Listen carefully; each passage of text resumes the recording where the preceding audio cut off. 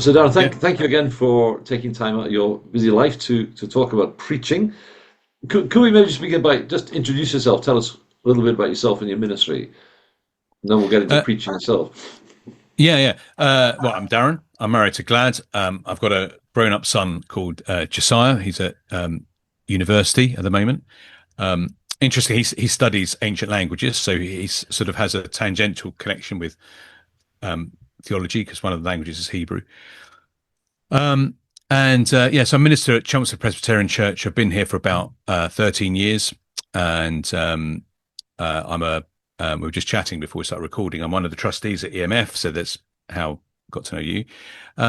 And Also before that, I've been in ministry for a while before I came here. So I was actually ordained in the Church of England. So I'm a defector. So I was 8 years in Tranmere and Birkenhead, so it's just across the Mersey from Liverpool. And before that, I was nearly 3 years in Peckham in southeast London. Um, I trained at Oak Hill. I'd done the Cornhill training course at a church in southwest London, and then Oak Hill in North London. Um, Also did the Westminster Masters course Mm, part time okay. while I was in Tranmere. So so that's me. Yeah, I don't do That's much good. else. So, so And your church in Chelmsford, just give us a little flavour of that congregation. Can you do that?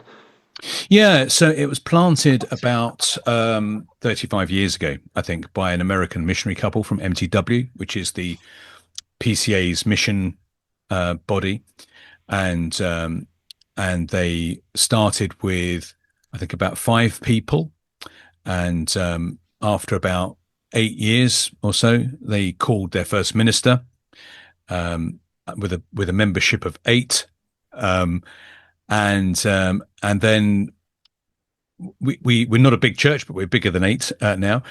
So we're a fairly mixed congregation. So I think we've got every decade from 0 to mid 80s represented. Mm, Our probably biggest group in that would be 20s. I mean, okay. they're not a massive group because they're not a massive church, but that would be the biggest single decade. So we have quite a lot of, so we have a number of students, and we're fairly international. So I think I worked out about a third of the church is South African, Mm, maybe quarter to a third are South African. We've got a number of Indians, and then people from different parts of Africa mm, and other places good. as well. And I think the thing we all have in common at the Presbyterian Church is none of us have Presbyterian backgrounds. Okay, so interesting. So, And, and I, but we are Presbyterian. So, I assume that that ethnic mix is reflective of Chelmsford area, not which I don't really. know. Oh, We're really? more diverse in the area. Okay, So I interesting. think the area is becoming more diverse. I think Chelmsford pretty much represents the national average for everything. Okay, So I remember one election, the BBC had this thing about how would you know your area, and so they asked a question about ethnic diversity or something, and I just based it on what I see at church, and I was way off. all right. So I think it's like something like 12% nationally, and Chelmsford would be a bit about that, Okay, maybe a bit more. The university is very diverse. So it used to be very international. They've massively slashed international yeah, numbers, yes. but the British students there are mostly ethnic minorities. Okay, I understand. Yeah. So we have a student and 20s group that meets in my house. They're meeting this Sunday, and there are 2 white kids. Only one of those is English, and that's my son.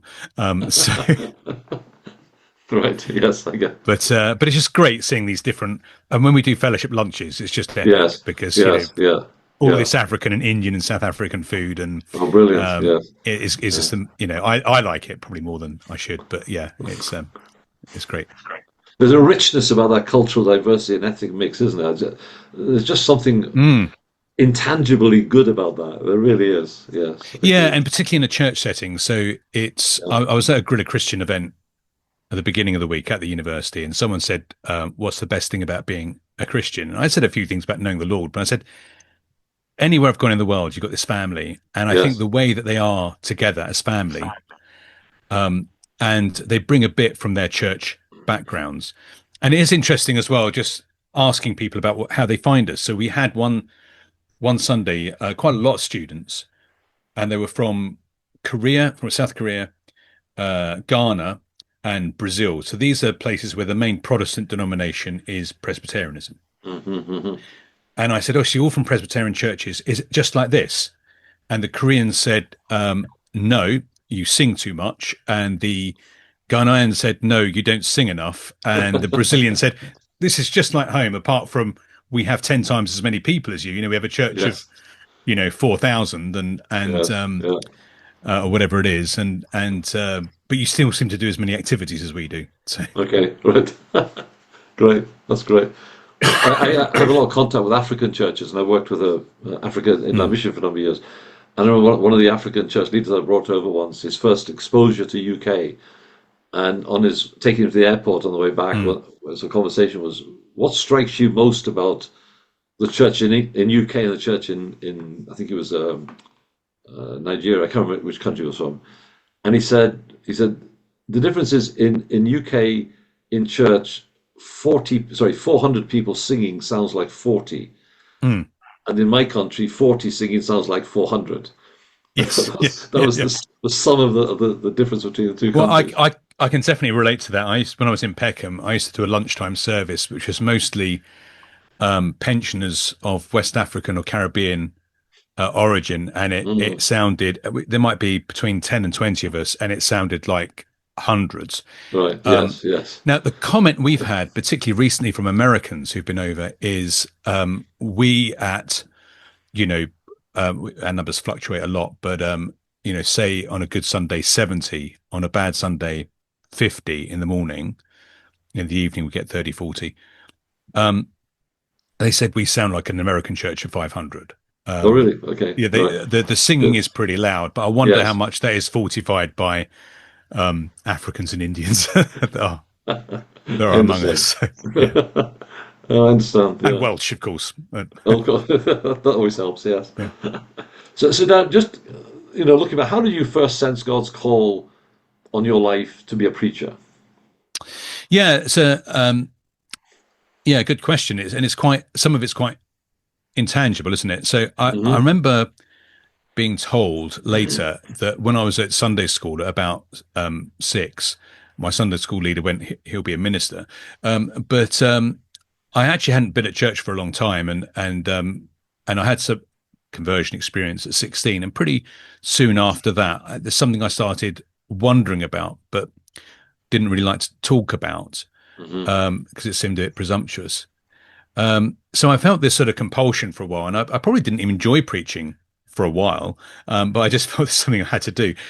Um, and I think it's really other Christians around me, so some contemporaries, but particularly the minister and assistant minister at the church where I was as a student, and some other people saying this is something you really need to take very seriously.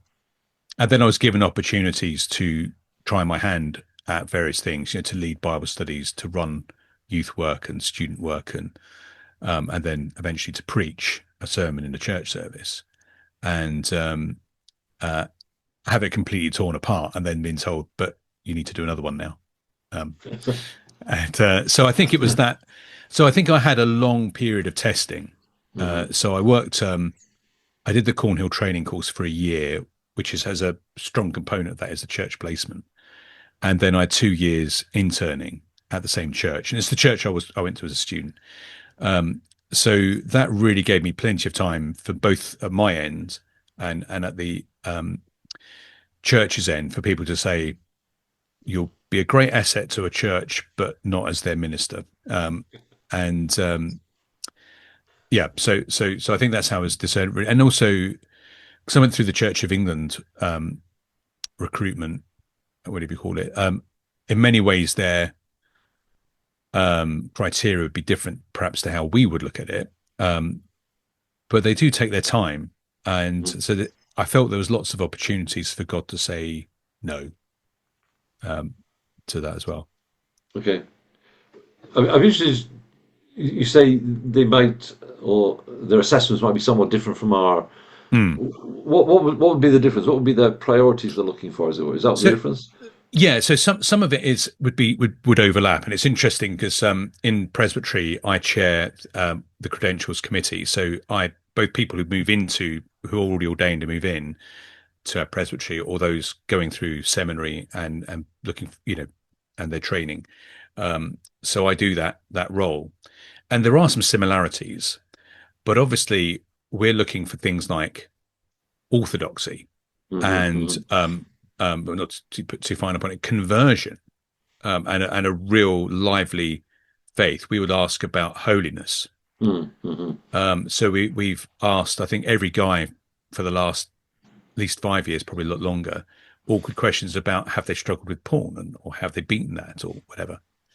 I was asked nothing like that in the Church of England, but there are things that the Church of England did do well. So whatever view you have, did you think about it before you got there? And also basically, are you going to turn up and split a church? Because of your character and personality. And in some ways, it might be too much. Just don't rock the boat is the kind of the thing. A lot of people I know who didn't get through the Church of England system, and they'll sort of say, it's a badge of honor, and in some cases it is, but some cases I was going, I don't think you would have got through ours either. So, okay, and some, makes sense. Yeah, that's helpful. Yeah. So, Dan, who were or have been the great influences on your life? Who sort of shaped you? Who are the role models that you've appreciated? Yeah. So, a lot of this would be to do with timing. So a big influence, a disproportionate influence, would be the minister I had as a student. I went to the church I was converted at was quite a large Anglican church, and it was very good preaching, expository preaching. As a student, I went to a Baptist church for a little while, and there was something missing that I couldn't quite put my finger on, and eventually went to this small Anglican church, just got a new vicar. His name was Graham Wintle. And so immediately I saw there was a way I was being fed at my home church and by him, this way of making the Bible plain. So I felt I grew a lot as a Christian, as a student, through going to that church. And then as he was encouraging me with others to go into ministry, then he was the person who was spending the most amount of time shaping my ministry. And some other guys as well. We look back at it about sort of sometimes he was a bit brutal. So when I've given people feedback and they go, "Oh, he's pretty tough, Darren," when he feedback, and I'm going, "You have no idea." I could show you what tough is if you like. But his style of preaching was very helpful in that he was big on make sure you really understand the text and you've really got the nub of what it's about, that it's really clear and easy to follow. But he would also emphasize application, so sometimes he would just say at the end of the sermon, that was great, but so what? So to do that, and then because of that led me into Cornhill. So I was I'm old enough that I was in the David Chapman, Dick Lucas era, so they were quite influential. So I heard them preach as well, so I watched them model what they were doing. So they would be the three most. There's other people since then that, people like Sinclair Ferguson, Ian Hamilton, they're sort of overtly Trinitarian and Christological way that they preach on anything. And that I found really helpful. And there's others that sometimes you come across and you go, there's a few useful things there. I agree. And I think also more broadly, because you didn't say just preaching, when I was at Oak Hill, David Peterson was the principal. Now, as an academic, he's pretty competent. He's not a bad preacher either. But I think pastorally, right, the way he managed people as a principal of a seminary, but was great in how you manage staff, but actually how he pastored people that were staff and students who had difficulties. He was exemplary in that. Great, good. Looking back, what advice would you now give your younger self as you're sort of starting out preaching? knowing what you now know and wish you knew then. You know. Yeah, depends what day you ask me that. Okay. But I think a comment that John Chapman, the Aussie evangelist, used to say is it frequently said was the first 50 years are the hardest, Right. and so I think that's worth bearing bearing in mind. Um, and so I think be patient. So I think I think in a lot of things we look at age often, and a 30-year-old footballer's totally past it, and really, I think a 50-year-old preacher is just finding their feet, I understand. Yes. and so I think to be patient, and it takes time. We develop different aspects of our preaching at different times. So I think that sort of patience.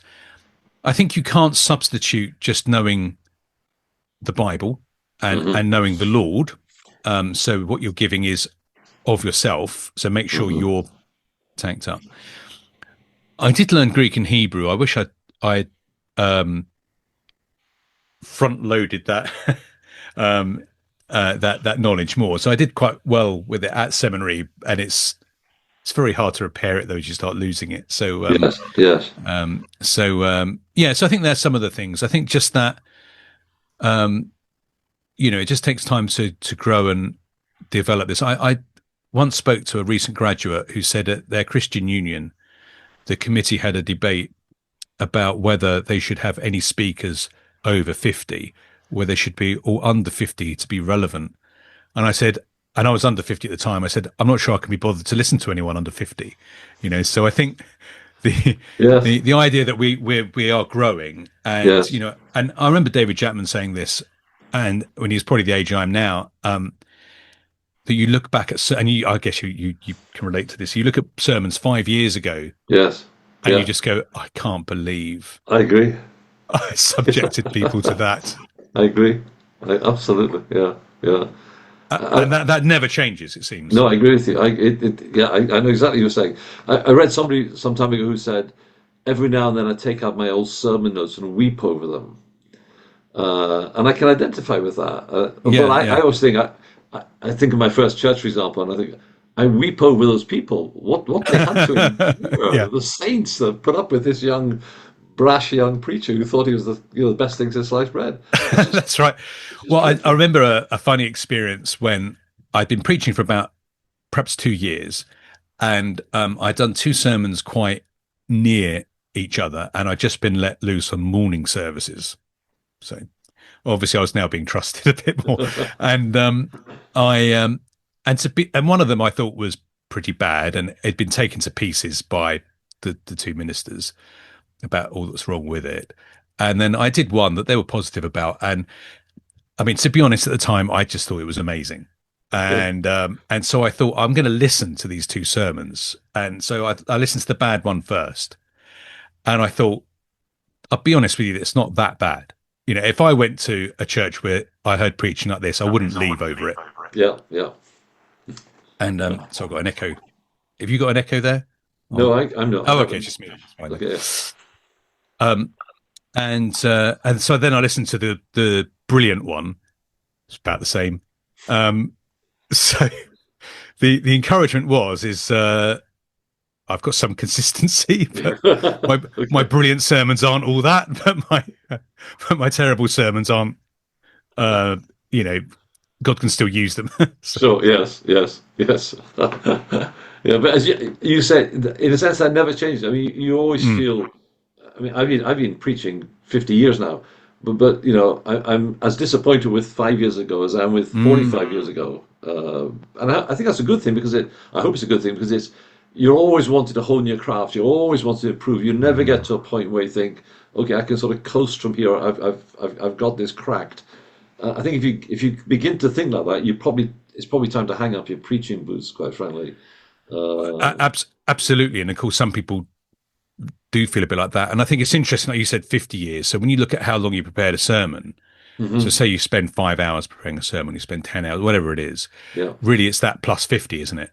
Yeah. Yes. It's your whole life of preparation. Yeah. That's right. Yeah. That's exactly and that's not just the Bible, that's interactions with your church and Yes, it's everything. other things as well. It's everything. Yeah, It yeah, is. absolutely. Yes, that's right. Yeah. That's right. Darren, as you survey the preaching scene within evangelicalism, what encourages you and what troubles you?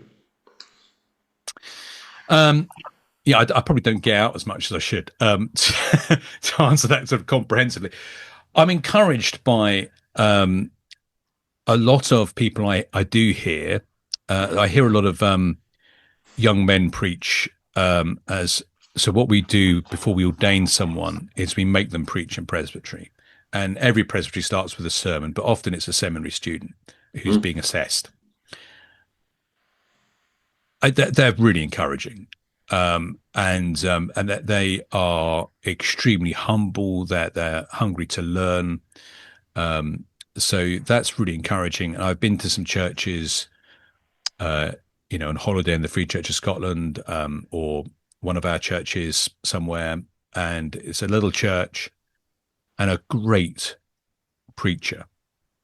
And we had a great conference as a presbytery, and we had 4 guys who you probably wouldn't have heard of, and they were top draw. And one of our elders was saying he's been to all the big conferences, and he said that was better than, and he rattled off some quite well-known conferences that I won't name. He said that they were miles better, and you wouldn't have heard of any of them. So I find that really encouraging, that there are people in obscurity faithfully laboring away, and you listen to them and go, I'd happily listen to him every week. Yes.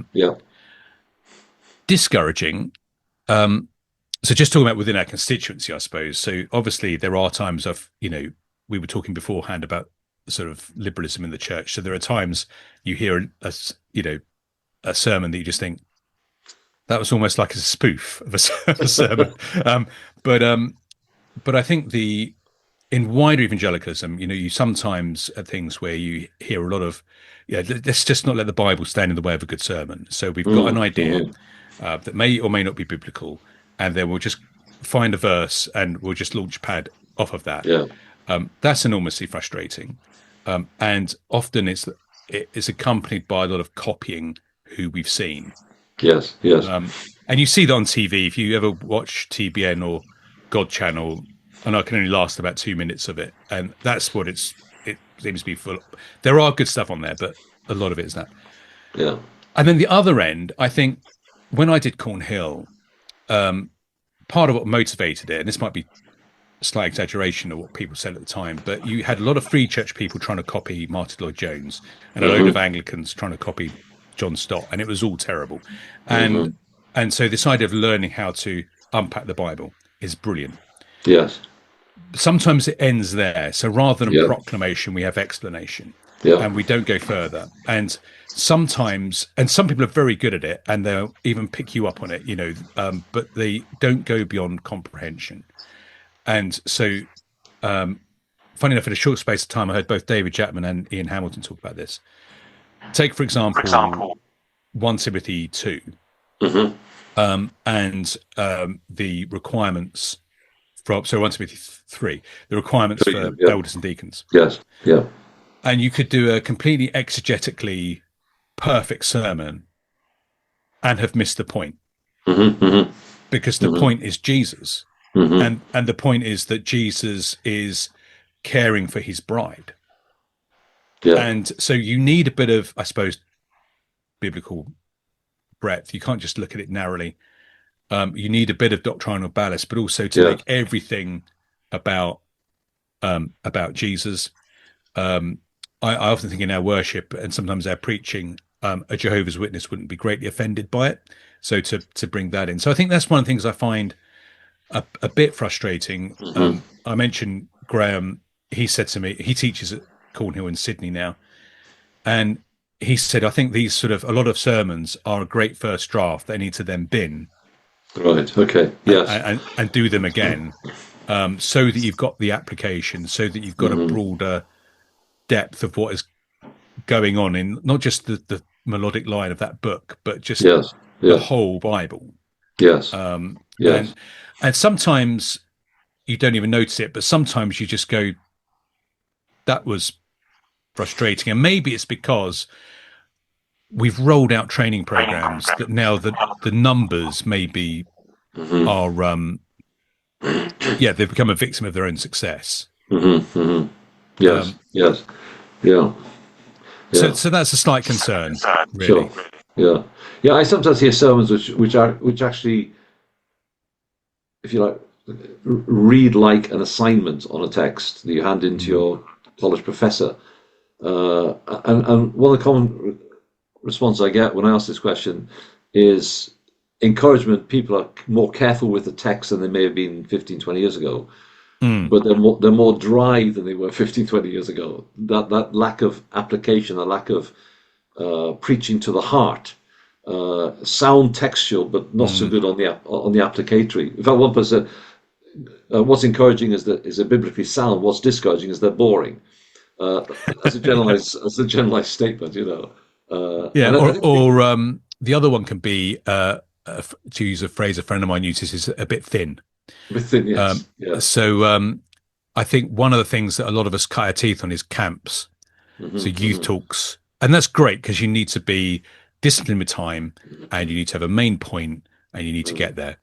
And that's true of any sermon for any age group. But sometimes we want to be teaching at a slightly higher level than just for 14-year-olds. yes, yeah, sure, And I heard last time I think I was at a Prop Trust thing. Gary Williams spoke about stop reading trivial books. So you don't.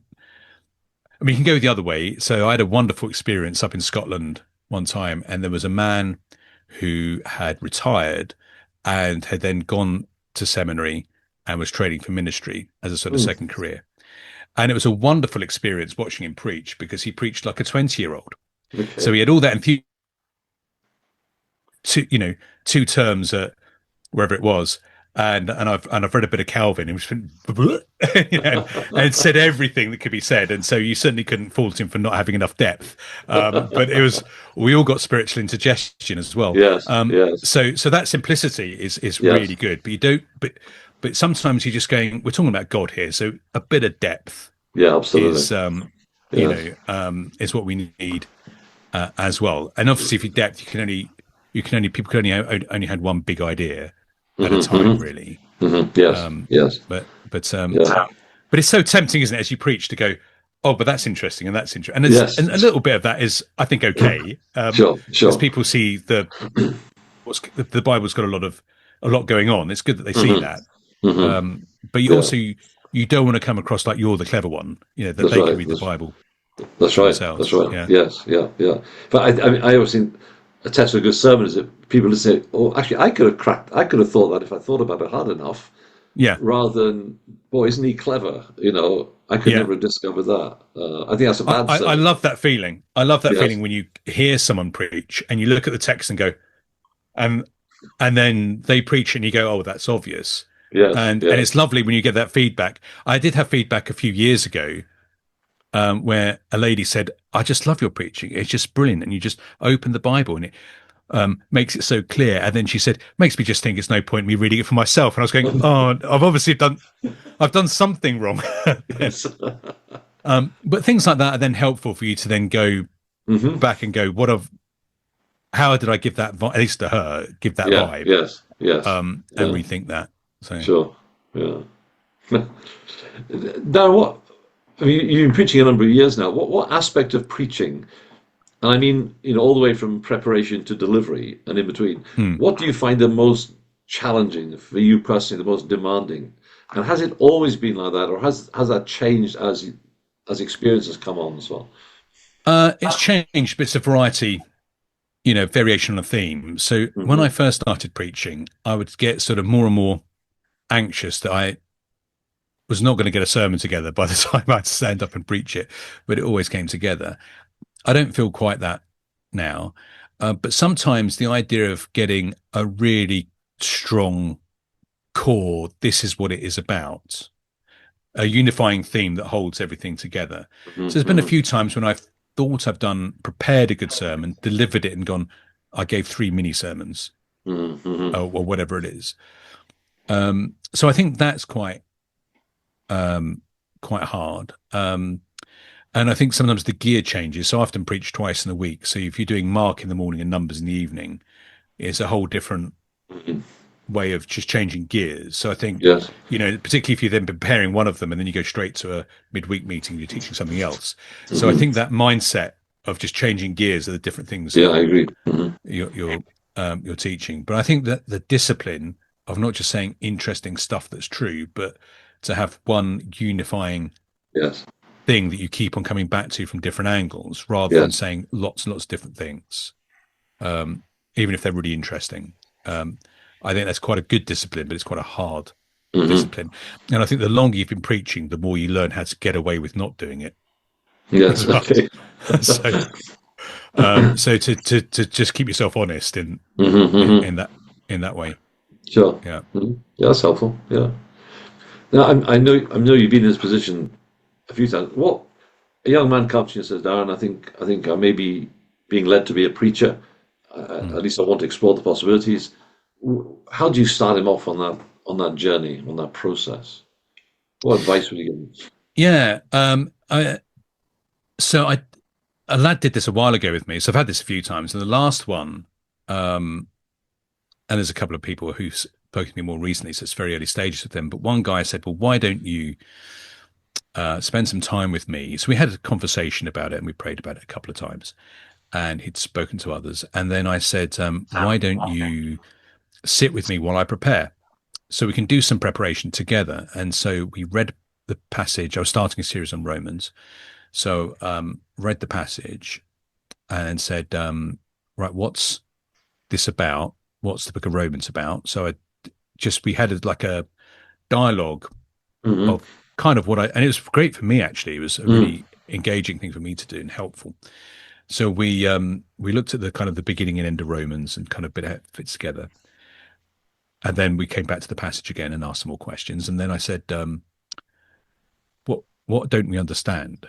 So I said some things that I didn't quite get, and he said some things he didn't quite get. And so we both took two commentaries each, read the bit, and then had a discussion. And then I said, so here's where I'm thinking that the sermon might go.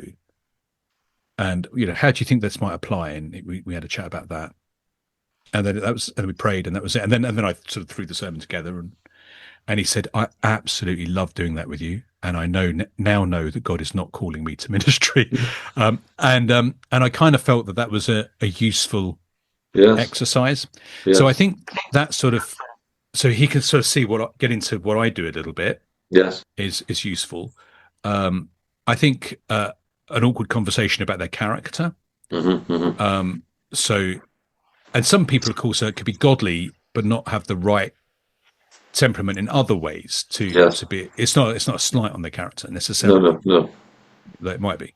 Um, and then giving them opportunities to do Bible teaching in different ways. So, to lead a Bible study, interactive Bible study in a midweek, or um, to do work with young people and get involved in Christianity Explored, see how they answer questions, Hmm. Hmm. because you can't prepare for that. So what is just in you, Good point. Yeah. um, yeah, and then eventually you start um, letting them loose, and I think to go over the sermons with them. So to say, Yes. so what is the main point?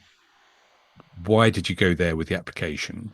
Um, to sort of test their thinking. Hmm. Um, Yeah. Yeah. but also I think looking at the wider man um, as well, Yes. and Yes. Yeah. that they're developing as a Christian, not just as a professional. Yes. Yeah. A couple of things interesting there. A friend of mine asked another friend for some advice as to whether he should consider a pastoral situation in a church, Mm. and the other friend said to me, commenting on the conversation, I said, "No, you're too nice.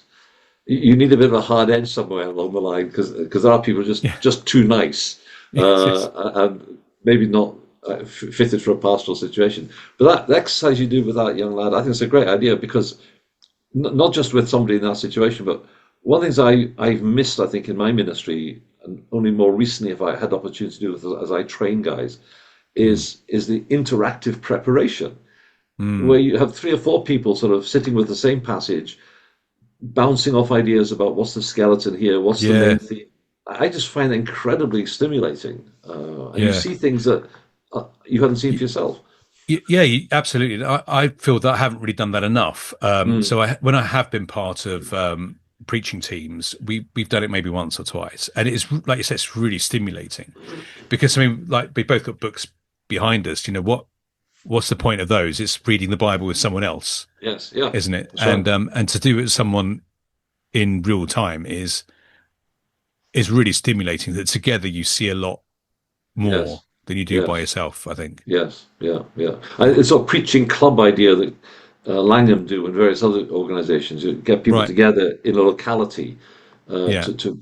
I just think it's a great model. I just wish that was sort of in my mind when I started off all those years ago. I think I'd have made more progress more quickly had that been the case. You know. Yeah, and I've been part of preaching groups in different places from time. I'm not in one now, but they've been quite helpful. Just Hmm. part of it's just encouragement of getting together. I do go to a fraternal now, but we don't go through sermons. But the idea of like listening to a sermon or hearing an outline, and it's funny. There's a preaching group near me where they listen to take it in turns to listen to each other's sermons and then give feedback. And that's good because you hear the whole sermon. The ones I've been in is that we give an outline of what we're going to do this Sunday. Okay. And I would always do try and get something because it was so helpful, the feedback I got that would reshape my sermon. I think everyone else was too worried that everyone's going to rip its shreds and they're going to have to rewrite their sermon. So what I don't know how bad these people thought I was at preaching, but I'd come up with something pretty ropey, knowing they're going to shred it. and but the end, I think if people were taking notes, people could Yes. probably tell the weeks I'd been to preaching group because I'm sure my Okay. standard Yes. Good. went up. Yeah. But what the preaching group got on Wednesday was absolutely shocking. So So you can see the fruit of that. Yeah, you can see the yeah, benefit. yeah, absolutely, Yeah, yeah, that's yeah, great. That's good. Darren, thank you so much. I really enjoyed meeting you and talking with you. yeah. Thanks again for Likewise, taking time. yeah. It's great. And Thank The you. Lord bless you in your ongoing work there at Chelmsford. So, and through EMF. So EMF's a great work. I love EMF and um, so appreciate what God's doing through your contacts in different parts of Europe. So, Thank you. yeah, good. Lord be with you, my brother. Okay? Thank you.